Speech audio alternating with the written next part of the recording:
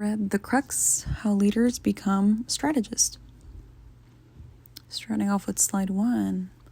While reading this book, I came across definitions and uncommon phrases that are only used in business classes, as well as what I thought was common knowledge about growth and coherent action when discussing strategic planning for businesses.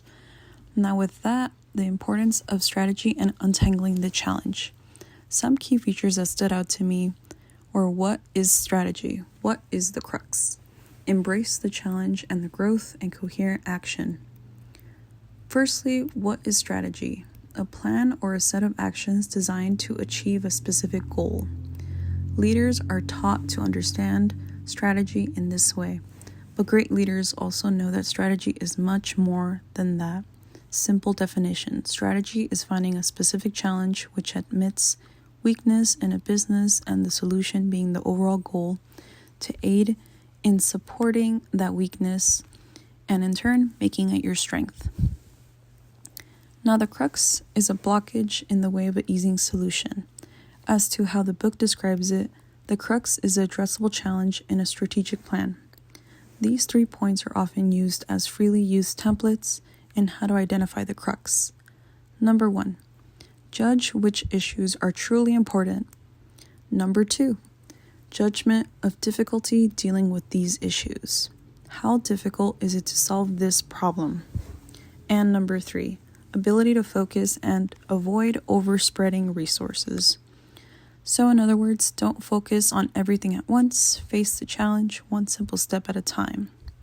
With the 3rd bullet point, embracing the challenges. As the author Richard Ramelt points out, view the difficulties and learn from personal growth and development. Do not avoid these obstacles, as you will remain open and more vulnerable as your weaknesses won't be addressed. And that also connects to the last bullet point: growth and coherent action. Is growth necessarily, and are your plans clear enough to be applicable and tested out by others?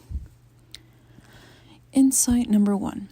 There are just people pushing themselves to the very limits for the private joy of doing something, the impossible for others. This quote right here really resonated with me and is something that is very applicable in the business world, as many great leaders usually strive and work hard for personal improvement.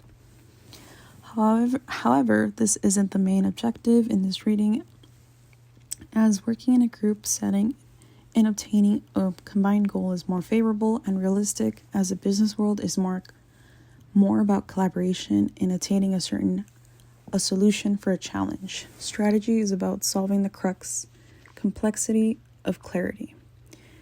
In short, keep it simple enough for it to be reset, reshaped, reworked, executed, and maybe even scrapped altogether. And focusing on one thing at a time rather than everything. Simplicity in a way where you could keep track of what your process is something that is really emphasized in this book, as Richard also gives an example about Elon Musk about realizing that purchasing rocket ships was more expensive and it would be easier to just create a rocket that was either reusable or could withstand re-entry. This example shows how Elon Musk stepped back and saw the bigger picture and began to see why rockets were expensive, and saw their one-time usage as a problem or the crux that could be solved. Reducing the fluff.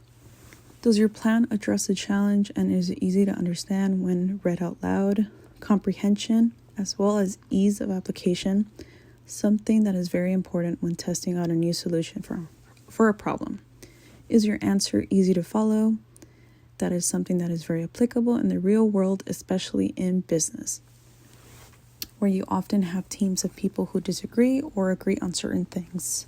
Therefore, deciding if a certain strategy is useful to solve a weakness in a business. Here I provided an example that was given in the text with Netflix. In 2018, Netflix original shows helped in boosting its popularity, but they were also burning cash.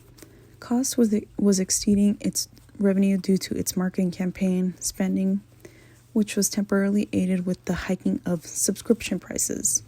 So because Netflix was the first streaming platform that boosted in popularity in the early 2010s, Due to its original shows, Netflix also began to bleed in revenue because of its consistent marketing in global scale, trying to compete with emerging competitors like Disney Plus, HBO Max, and Starz. With these existing competition, Netflix is still number one due to its oversaturation of marketing campaigns. Insight number 2. Don't start with the goals, start with the understanding the problem first. Overcome obstacles instead of starting with the goals. This is a great statement and is something that is very common in the business world. They have a goal but no plans on how to get to the goal realistically. It's like seeing the prize at the end of the tunnel but not knowing how much money you have, or if you have money, or how much the prize costs. I really liked how it was said in the reading that many businesses fail to recognize the crux because they have established a goal that may not even be applicable in solving the challenge at bay. Design and assign thinking hands for examples. Rather than just numerical data, now in simple terms, this means going beyond the traditional sense of just mentally processing something.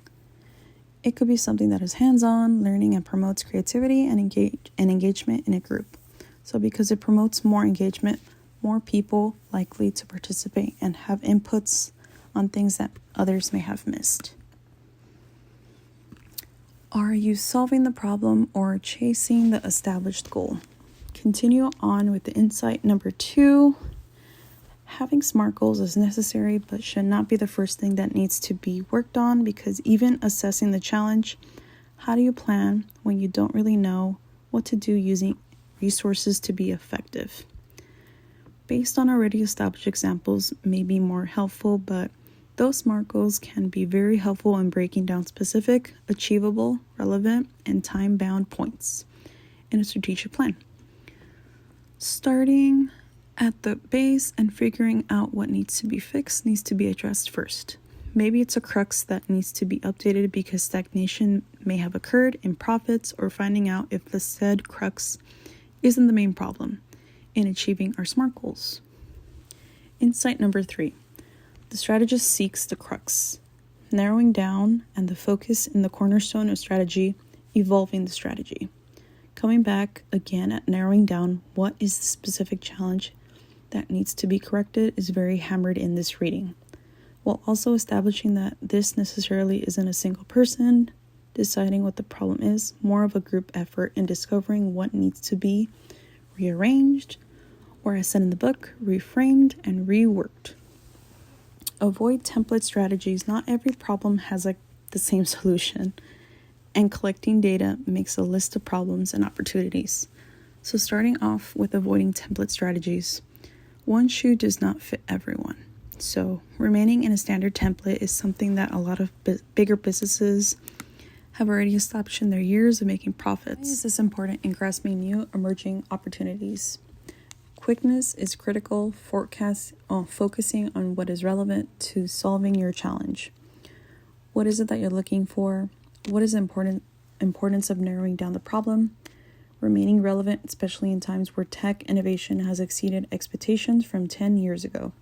We are now in the age of quickness and adaptation, as well as collecting all the data. Remaining flexible enough to be able to adapt to the changing market is something that many businesses are lacking in, and in which some rising competition have taken advantage of, like the eco-green sustainability movement. No big businesses like Target and Walmart and Costco have joined the bandwagon at first. Ooh, I lost my train of thought here.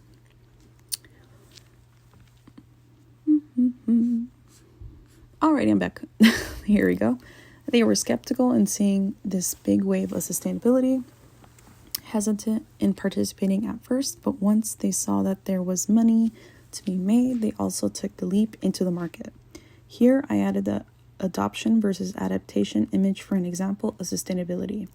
Many already established businesses have adapted to the changing climate and will soon adopt it if it becomes something that is consistent and becomes a part of the traditional norms.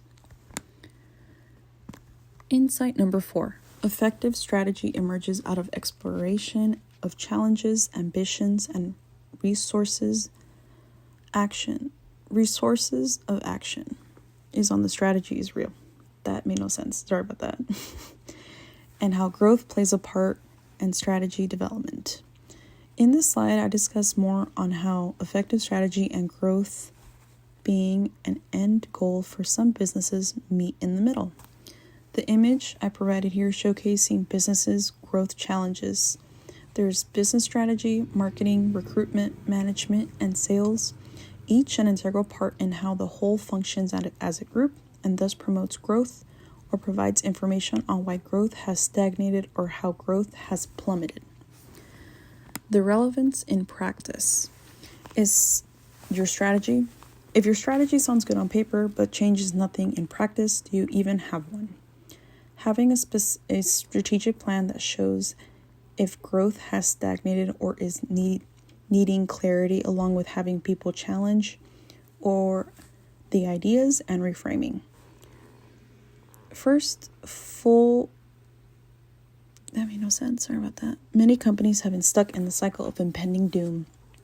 The decline in their growth, or worst of all, stagnation, with fears of competition and steadily growing market companies, have been trying to keep their stock as well as shareholders happy by reporting more growth, thus meaning more profit.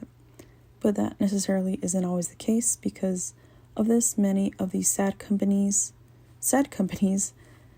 try new ideas without resorting or seeing what is being addressed, what is actually causing the stagnation and profits, and are there people challenging your ideas? Have you surrounded yourself with yes men? And if you are, you need a new group of decision makers, because you will continue to lose until you have someone to dispute your ideas and suggest different ways to look at a challenge. Insight number 5. Leaders must also confront the weaknesses, the failures, in order to avoid blind spots, covering all their bases. Try not to do everything at once to avoid spreading yourself thin. This is great advice whenever faced with the crux. Even if you're faced with many issues at a time, start off by understanding one at a time, because putting your time and resources on everything will conclude with nothing productive. Strategy is as much about what you don't do along with what you do, along with taking steps and breaking down the crux.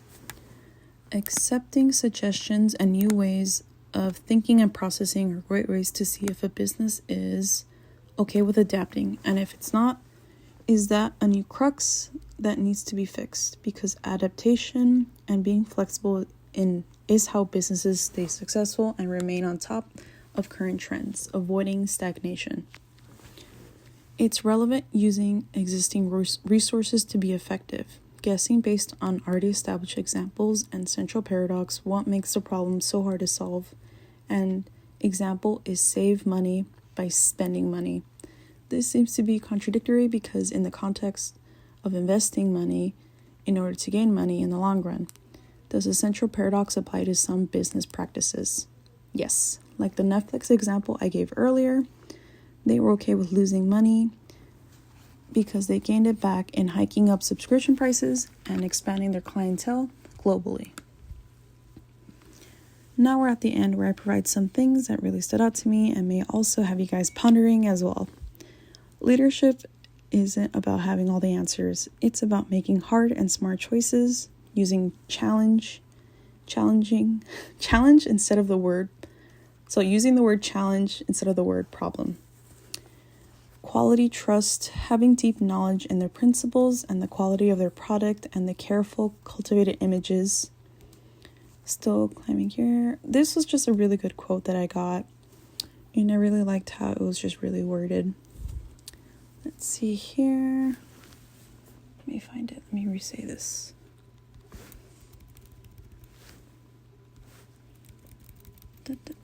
Oh yeah, quality and trust, having deep knowledge in their principles and the quality of their product, and the carefully cultivated image of safety, Petzl climbing gear.